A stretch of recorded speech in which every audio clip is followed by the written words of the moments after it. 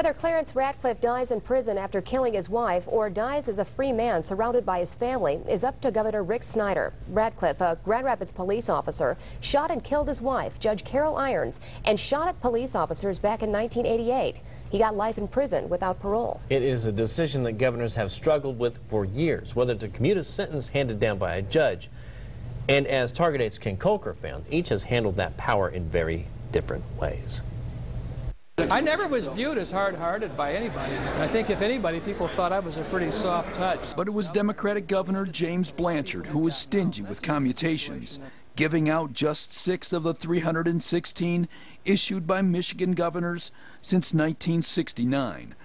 5 of his were in his final days in office, all to killers serving life in prison. You know, it is a tradition to find some worthy candidates to commute their sentence. He would have done more, he said, but you do have that fear that you let someone out and they go kill somebody.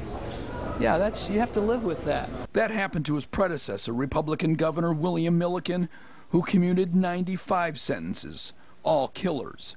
Records obtained by Target 8 show a dozen prisoners released early since 1969 got into trouble again, including 2 for murder. The worst, John McCrae, released 2 decades after killing a young boy. In 1987, 16 years after his release, McCrae killed another boy and was suspected of killing 3 others. He later died in prison. It simply means, I should say, that errors can be made, and I grant that that was a mistake. But one cannot foretell the future in every case.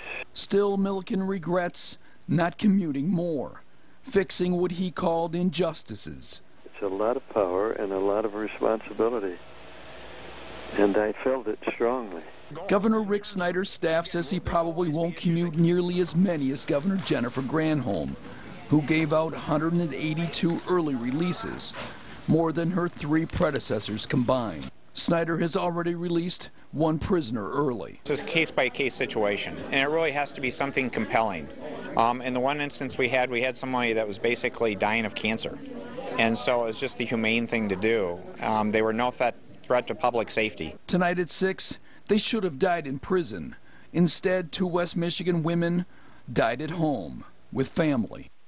Ken Colker, Target 8.